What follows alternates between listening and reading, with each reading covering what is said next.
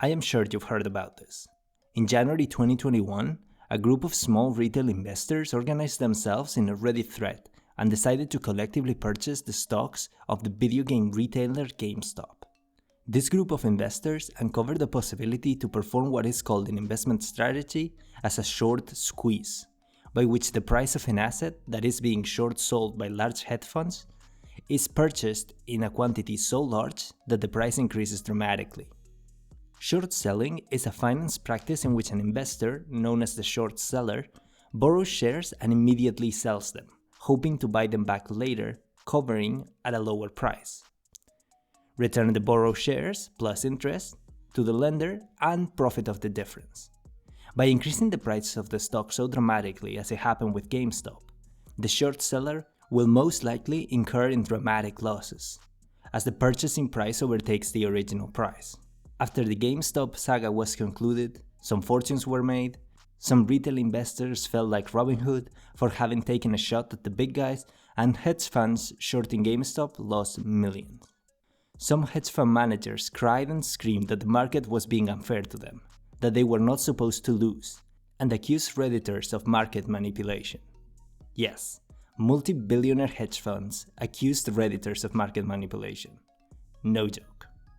But what does the GameStop short squeeze saga taught us about investing? That short selling is a dangerous investment strategy with an infinite downside? Yup. The big fund managers are big babies screaming it's not fair when they lose? Yeah.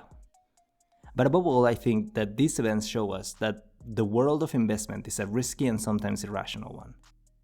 If big hedge funds can accuse people on the internet of market manipulation when they can sink a Fortune 500 company in an evening with a poorly placed sell position, what does that say about the nature of investment?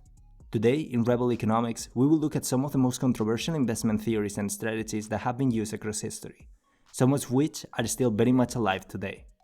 Obviously, this is not investment advice of any kind, as it will be talking about the merits and flaws of each theory, but I can say that I don't recommend following any of them without doing your own research.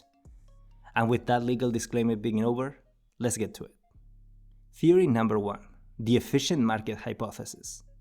It has long been a widely argued notion whether or not the stock price is a conveyor of information or a delayed mechanism of representing individual feelings about a company rather than its true worth.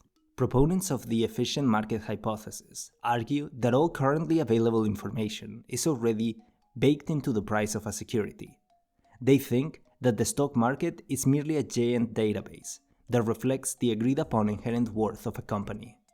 This theory, of course, assumes the highest level of information symmetry existing between all buyers and sellers. That means that everyone involved in affecting the price of the stock is completely aware of all earnings reports, CEO letters, and latest mergers and acquisitions of such companies. It also has an underlying assumption rarely talked about, that of human traders being unaffected by emotions like risk aversion, fear, and greed. They assume that since all of the information available at present is reflected in the stock's price, there is no need for feelings to get involved. Generally, believers of this theory will adopt a hands-off passive investment strategy, with a diversified portfolio, or perhaps through financial products like funds or other mechanisms that gives them exposure to a broad range of industries. Up until now, this seems like quite a static theory. That is, if all of information is shared across every participant in the market and the stock price is nothing but an agreed upon empirical valuation sticker, what can change the price? Proponents of the efficient market hypothesis argue that across time, as new events shake or benefit the company and that information gets to the stockholders, they will reevaluate this information and adjust their position so that the price of the security remains the quote-unquote correct one. Once again, I want you to focus on how rational and cold-minded the investors remain across the entire evolution of the company. Under this framework, investors will never commit the human mistake of holding onto a stock that has lost over 25% of its value in the last year as the CEO was caught engaging in corruption, just because of the fear of seeing that loss reflected in the balance, since that would muddle the quote-unquote correct price of the stock for all other investors. Dissenters of this theory argue several points. The first one is the idealized version of investors that this theory requires in order to enforce the perfect equilibrium of perceptions required to sustain the information symmetry at the core of the supposedly efficient market. They argue that feelings will get in the way of retail investors, that fear losses, and that hedge fund managers have a strong incentive to buy or sell at one time or another of the year to prop up their end-of-the-year bonuses. And that this, among many other dirty realities of the financial markets, will do away with any rational distribution of capital from and towards a particular security. Secondly, they argue that assuming information symmetry across the entire market is unrealistic. They hold the belief that the information flow from the first to know about it towards the population at large is not efficient, and that by their sheer presence or proximity to certain companies, large investors, as well as other figures, would receive that information way sooner than retail investors. They argue that, were the large investors to receive bad news about an earnings report 1 week before it was published, they could start diluting their exposure to the given industry. And by the time the retail investors heard about it, the losses in value of their investment would have already been realized. The final point against the efficient markets theory is the existence of investors that consistently beat the market. They say that if the markets had a perfect way of transmitting information about the correct value of a company, there are by definition no undervalued securities, and hence no way to beat the market by selecting promising undervalued stocks. This is obviously a very real possibility. Some paragons of value investing, like Warren Buffett, have been beating the market by betting on undervalued stocks for half a century. One phrase commonly heard among dissenters of the efficient markets theory to mock the information asymmetry they believe is at the core of the financial market is, buy the rumor, sell the news. Theory number 2, the 50% principle. The 50% principle is a tool of technical analysis used with the objective of bringing some order to the chaotic world of stock price prediction based on longitudinal price trends. They argued that for every expected upwards trend in the price of a security, there will be a point in that trend where over 50% of the increased value would be lost, and then the upwards trend would pick up again, recovering the percentage loss and continuing upwards. Basically, if a stock worth $10 is showing signs of an upward trajectory towards $20, it will be expected to lose about 50% of the earned value at some point in this climb. The technical analyses that are part of this rule argued that early 50% drop in the rising stock clears out greedy retail investors who would rush in to take profits way too early in the stock's climb to the top. This clearing out of risk-averse retail investors, the technical analysts argue, will stabilize the stock's upward trajectory, seeing how the base of investors has been cleared of a large degree of irrationality. Conversely, the 50% rule also serves as a mechanism for technical analysts to decide when to dump a given security. If the main determinant of purchase for them has been the expected growth of the security, once the 50% decline in the acquired stock price happens, they know to sell their positions if the downward trend is confirmed to be more than a correction, to weed out greedy investors. For example, if the stock loses close to 100% of its earned value since the beginning of the upward trend.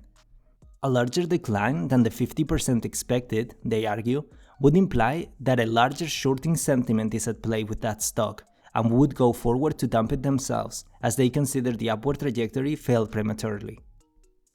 Theory number 3, the greater fool theory. At its root, the stock market is a game of perceptions and information. The objective of all investors is to win, purchase a security at a given price, and sell it at a higher price, with some exception to this rule being dividend investors or owners of rather complex financial products that don't work by this rule alone. The framework of time some investors use to achieve this final objective of pocketing this profit is what differentiates day traders from value investors. The amount of capital at their disposal is what differentiates hedge funds from retail investors, and the risk tolerance is what differentiates broad market strategy passive investment from stock pickers. But the objective is still the same: to sell a security when you think the next step will be for it to fall in price and profit from the difference. However, it is also a rule of the stock market that not everyone can win. Some investors will inevitably hold stocks of a company when it goes under, or have to sell at a loss once a recession hits the industry their portfolio is exposed to.